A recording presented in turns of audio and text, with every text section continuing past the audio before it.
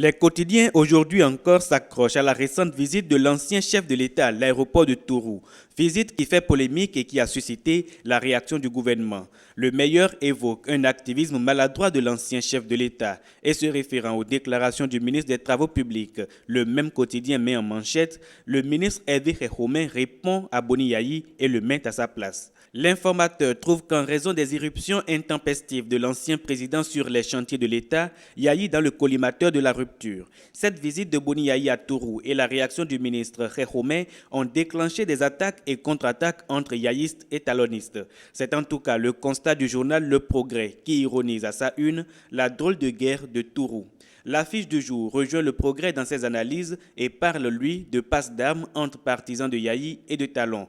De toutes les façons, il s'agit d'une infrastructure qui n'est pas encore homologuée par l'OACI, informe la Nouvelle Tribune tout en précisant que Boni Yayi est interdit de visite à l'aéroport de Tourou. Le quotidien Le Nokoué analyse autrement cette actualité. Le journal de Franck Danoumé titre à sa une « Yayi plus important au gouvernement Talon que les besoins du peuple ». Le quotidien explique dans ses colonnes que Yayi fixe les priorités du gouvernement sans être au pouvoir. Sa visite à Tourou a donné lieu au déplacement prompt du ministre des Travaux publics. La Nation consacre justement sa manchette et toute une page à la visite du ministre Khékhoumé.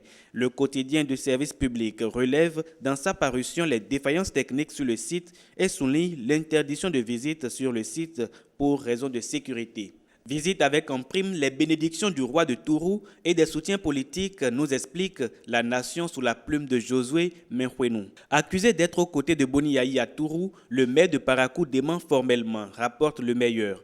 Le préfet du littoral, Modeste Toboula, s'invite dans le débat. Ces déclarations hier sur 2 chaînes de télévision ne sont pas du goût de la tribune de la capitale qui s'interroge. De quoi Toboula, le préfet du littoral, se mêle? Il est temps qu'on remette ce préfet à sa place, écrit l'auteur de l'article Hassan Okro. C'est dans cette ambiance agitée que le nom du ministre d'État Pascal Irénée Koupaki refait surface dans le dossier Ségub et gestion de la filière véhicules d'occasion. Benoît Degla confirme les accusations de Djenontin contre Irénée Koupaki, affiche à sa manchette la tribune de la capitale. La Nouvelle Tribune renchérit en titrant « Koupaki à nouveau plongé ». Le journal met en évidence les nouvelles déclarations de l'ancien ministre Benoît Degla et qui mettent en évidence le rôle présumé du ministre Koupaki dans les dossiers PVI et Sodeco sous le régime Yayi. Pour Fraternité, la sortie médiatique hier de Benoît Degla n'explique pas clairement la position des Foscori pour un Bénin émergent. C'est pourquoi, sur la posture de cette force politique face au régime de la rupture, le quotidien de Ménontin met en gros titre « Cafouillage au sein des FCBE ». Dans cette ambiance faite de polémiques et d'accusations, le gouvernement, après quelques jours de repos, fait sa rentrée. L'informateur croit savoir qu'au menu, il y a la publication du programme d'action du gouvernement. Talon décline sa feuille de route 2016-2021, titre Le Quotidien. Information confirmée par l'affiche du jour dans sa parution. L'Économiste, premier quotidien économique du Bénin, attend sans doute que cette feuille de route redynamise l'économie nationale. Le journal s'inquiète en effet de la baisse des recettes publiques et s'interroge que fait Talon pour relever l'économie. Dans la même parution, le quotidien s'intéresse aux transactions commerciales et prévient que de fausses pièces de 500 francs circulent.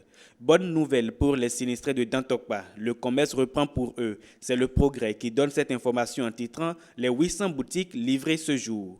On retiendra pour finir qu'au palais des gouverneurs à Porte-Novo, les députés sont désormais en vacances parlementaires.